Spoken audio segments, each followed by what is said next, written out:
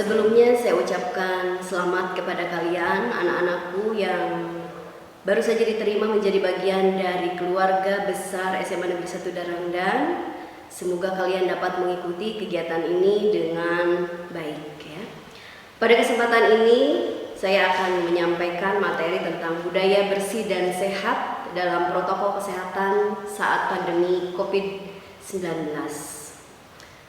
Kalian tahu itu apa COVID-19?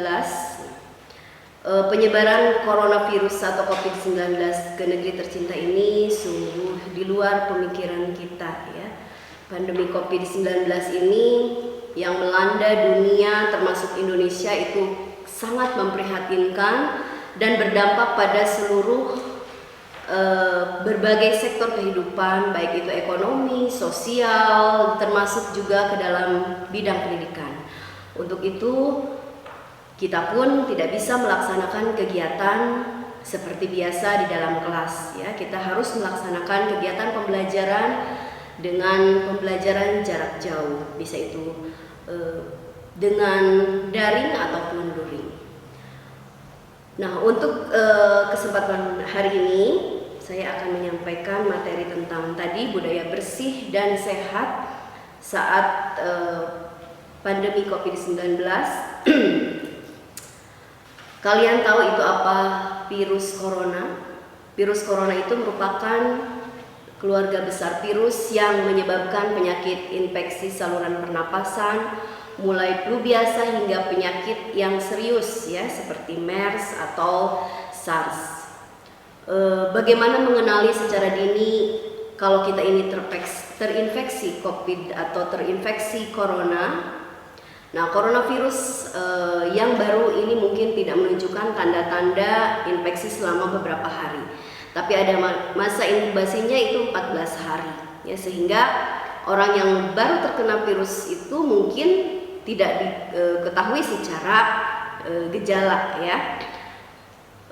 Ketika kita demam atau batuk, flu, itu jangan langsung ke rumah sakit ya. Jadi bisa hubungi call center ya untuk mengetahui apakah kita terinfeksi corona atau tidak. Bila terinfeksi akan dijemput oleh pihak dari rumah sakit gitu ya, supaya virus tidak tersebar kemana-mana. Seberapa bahayanya sih virus ini? Ya, virus COVID-19 atau virus corona ini dapat menyebabkan berbagai gejala ringan ya, mulai dari ringan hingga berat. Misalnya seperti pilek, sakit tenggorokan, batuk kering, berdahak gitu ya. Kemudian demam. Nah, sebanyak 80% kasus ini bisa pulih sebetulnya ya, dibantu dengan memberikan vitamin C dosis tinggi, kemudian juga kita menjaga pola hidup kita dengan pola hidup sehat ya. Sebetulnya untuk bahaya virus corona ini angka kematiannya rendah bila kita mengikuti protokol kesehatan ya.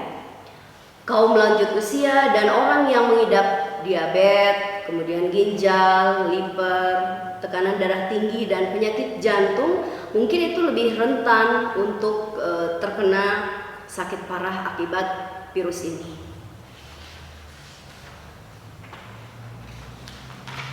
Nah, kemudian saya akan menyampaikan tentang bagaimana kita berpola hidup sehat di kala pandemi ini ya.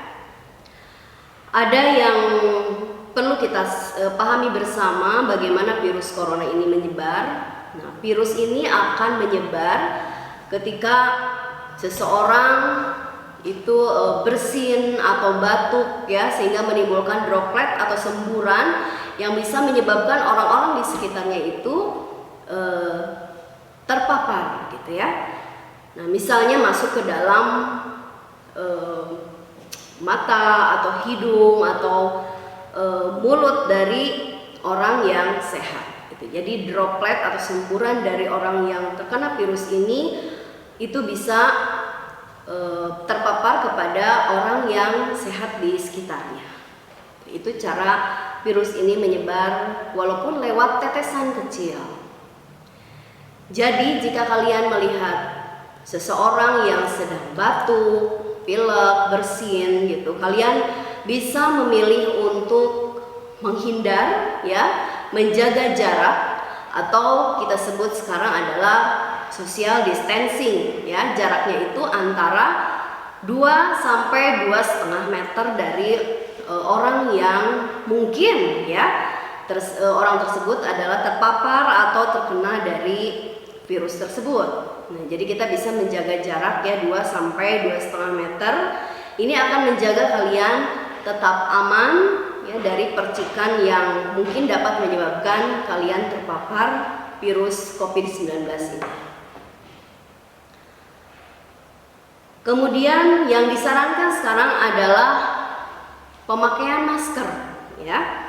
Jadi untuk mereka yang sudah terkena gejala misalnya, atau ketika mereka sedang sakit flu, pilek, bersin gitu ya, atau demam, itu wajib menggunakan masker. Dan sekarang pun kita yang belum terpapar atau tidak terpapar virus ini juga sekarang kita harus menggunakan masker sehingga mereka bisa terhindar dari akibat droplet tadi ya. Mereka yang sakit mungkin ketika dia bersin, batuk, itu masker ya dapat melindungi mereka, melindungi orang-orang yang ada di sekitar mereka.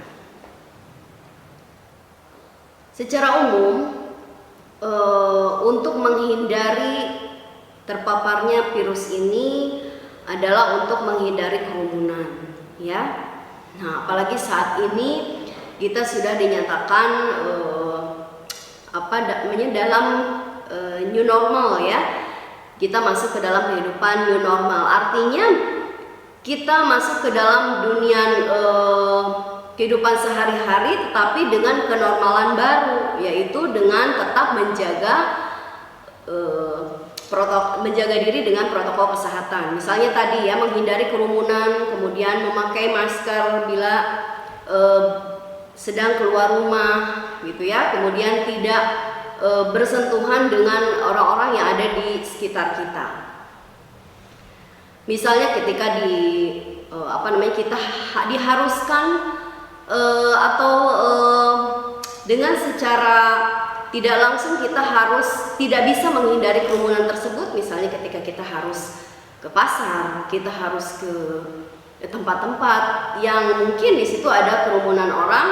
Nah, maka social distancing, kemudian protokol kesehatan seperti tadi memakai masker itu sangat-sangat diwajibkan. Ya, jadi itu menghindari kita terpapar dari virus ini. Perlu kalian ketahui bahwa orang yang terpapar virus mungkin saja tidak kita ketahui secara gejala gitu ya.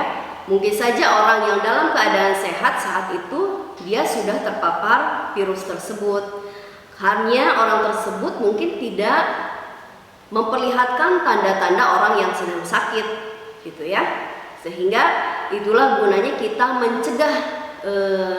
mencegah diri dari agar tidak terpapar virus tersebut gitu ya. Tadi dengan menggunakan masker atau menjaga social distancing ya, tidak berdekatan dengan orang tadi dengan jarak 2 sampai 2,5 meter atau menghindari kerumunan.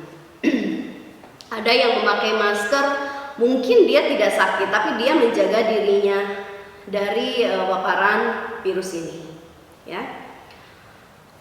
Bagaimanapun terkadang kita tidak sadari air liur seseorang yang mungkin terpapar COVID tersebut mungkin dapat menempel pada benda-benda yang tidak kita sadari kita gunakan ya. Misalnya di pegangan pintu, kemudian di keyboard laptop misalnya, atau di pegangan kereta, di bolpen, di mouse laptop ini ya, kemudian di perangkat digital, di tombol lift, di gelas misalnya, di pegangan tangga, atau di alat-alat makan yang mungkin kita tidak sadari bahwa benda-benda tersebut itu sudah menempel virus tersebut dan bisa menimbulkan seseorang terpapar virus COVID-19 gitu ya. Jadi perlu diingat bahwa benda-benda di sekitar kita pun harus kita waspadai itu telah terkontaminasi dengan virus atau COVID-19 ya.